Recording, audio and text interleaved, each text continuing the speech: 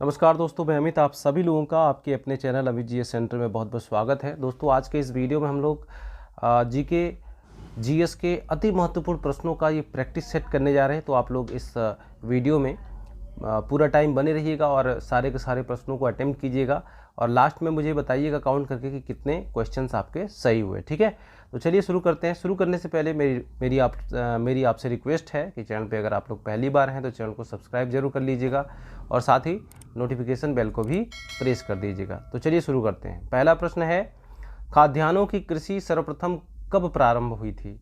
तो खाद्यान्नों की जो कृषि है सर्वप्रथम प्रारंभ हुई थी, यहाँ पे ऑप्शन देखिए, मध्य पाषाण काल में, नव पाषाण काल में, पुरा पाषाण काल में और प्रोटो ऐतिहासिक काल में।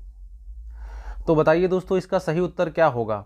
खाद्यान्नों की कृषि सर्वप्रथम प्रारंभ हुई थी, ऑप्शन नंबर 2 जो है यहाँ पे करेक्ट आंसर है, नव पाषाण काल में। ठीक है, कब प्रारंभ हुई थी? तो नव पाषाण काल में खाद्यान्नों की कृषि प्रारंभ हुई थी।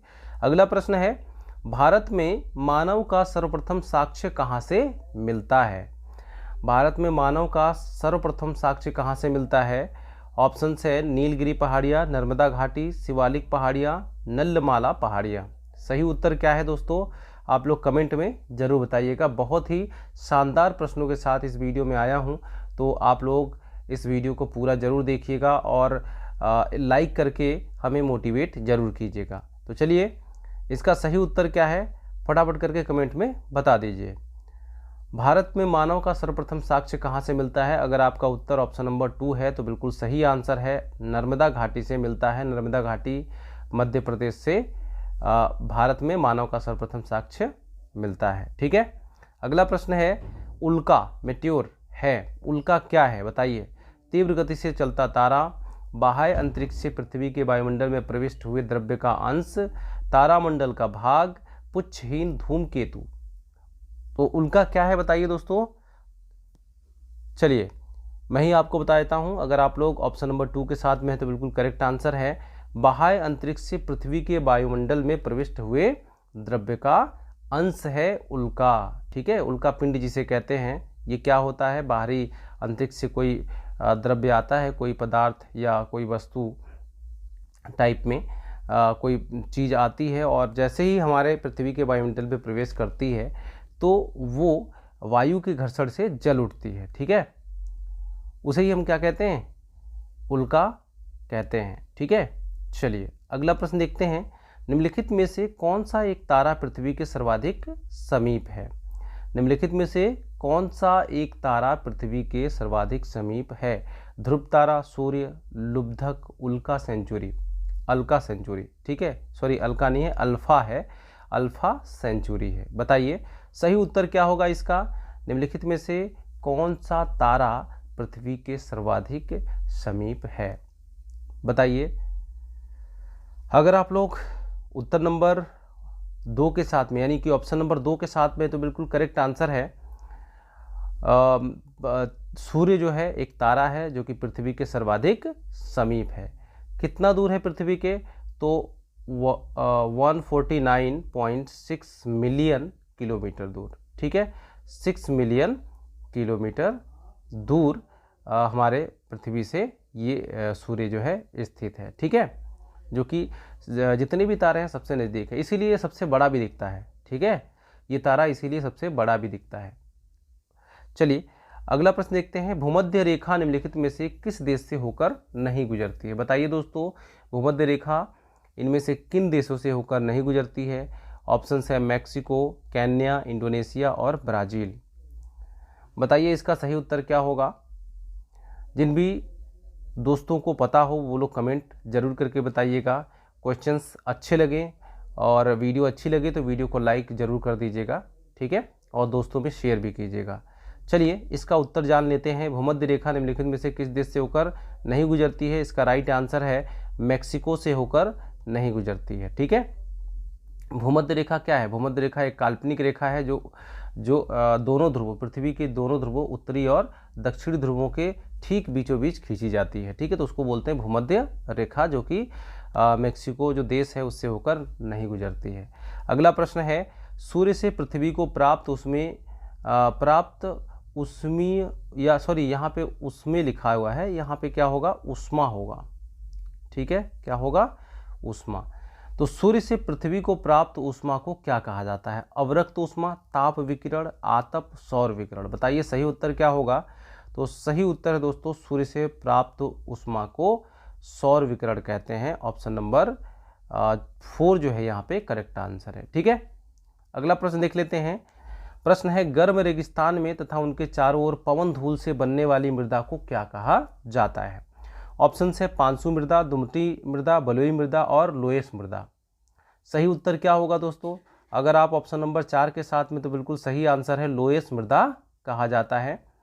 ठीक है, अगला प्रश्न है, संयुक्त राज्य अमेरिका में सिलिकॉन वैली अवस्थित है। सिलिकॉन वैली कहाँ पर स्थित है? संयुक्त राज्य अमेरिका के अंदर है। ठीक है, यहाँ पे वो 4 शहर दिए हुए हैं, कोलोराडो में, कैलिफोर्निया में, फ्लोरिडा में, न्यू जर्सी में। बताइए सही उत्तर क्या है? इसका सही उत्तर दोस्तों, संयुक्त राज्य अमेरिका में जो सिलिकॉन वैली है वो स्थित है कैलिफोर्निया में। ऑप्शन नंबर 2 यहाँ पे करेक्ट आंसर है। अगला प्रश्न, संसार का सर्वाधिक जनसंख्या वाला मरुस्थल है। बताइए इसका सही उत्तर क्या होगा? संसार का सर्वाधिक जनसंख्या वाला मरुस्थल कौन सा है? सहारा का मरुस्थल, गोबी का मरुस्थल, काराहाली का मरुस्थल और या फिर थार का मरुस्थल। सही उत्तर क्या है? तो सही उत्तर है दोस्तों, अगर आप लोग ऑप्शन नंबर 4 के साथ में हैं तो बिल्कुल सही उत्तर है थार। ठीक है, इसका सही उत्तर थार है, जो कि इंडिया में है, इंडिया के यानी कि भारत के पश्चिमी दिशा में स्थित है। ठीक है, थार मरुस्थल जो है भारत के पश्चिम में स्थित है और ये जो मरुस्थल है ये सर्वाधिक जनसंख्या घनत्व वाला मरुस्थल है। कितना? तो 83 व्यक्ति प्रति वर्ग किलोमीटर यहाँ का जनसंख्या है। ठीक है, जनसंख्या घनत्व है। चलिए अगला प्रश्न देख लेते हैं। संसार की छत किसे कहते हैं? संसार की छत किसे कहते हैं? ऑप्शन है अरावली की पहाड़ियों को, सतपुड़ा, पामीर और म्यांमार। बताइए सही उत्तर क्या होगा इसका? अगर आप लोग ऑप्शन नंबर 3 के साथ में है तो बिल्कुल सही उत्तर है, संसार की छत पामीर के पठार को कहा जाता है। ऑप्शन नंबर 3 जो है यहाँ पे करेक्ट आंसर है। संसार की छत किसे कहा जाता है? तो पामीर के पठार को कहा जाता है। अगला प्रश्न, लिपुलेख दर्रा स्थित है। बताइए लिपुलेख दर्रा जो स्थित है वो कहाँ पर स्थित है? जम्मू कश्मीर में है या हिमाचल प्रदेश में है या उत्तराखंड में है या अरुणाचल प्रदेश में है? बताइए लिपुलेख दर्रा कहाँ पर स्थित है? सही उत्तर क्या है? ऑप्शंस में दिया हुआ है, आप लोग कमेंट करके जरूर बताइएगा इसका सही उत्तर क्या है। लिपुलेख दर्रा जो स्थित है वो है उत्तराखंड में। ऑप्शन नंबर 3 यहाँ पे करेक्ट आंसर है, उत्तराखंड। उत्तराखंड के कहाँ पर? तो कुमाऊं क्षेत्र में स्थित है। कहाँ पर स्थित है? कुमाऊं क्षेत्र में स्थित है।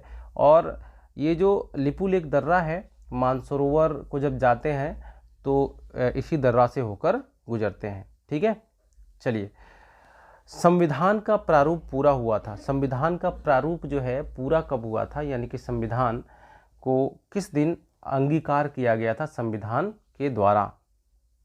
ठीक है, तो संविधान का प्रारूप यहाँ पे देखिए कब पूरा हुआ था। सही उत्तर क्या है? अभी हाल ही में आप लोगों ने संविधान दिवस के रूप में अभी 26 नवंबर को मनाया है, आपको पता होना चाहिए। संविधान का प्रारूप जो है 26 नवंबर को ही तैयार हुआ था। ठीक है, पूरा हुआ था। यहाँ पे ऑप्शन नंबर 3 जो है बिल्कुल करेक्ट आंसर है। 26 नवंबर 1949 को हमारा संविधान जो है, संविधान का प्रारूप जो है पूरा हुआ था।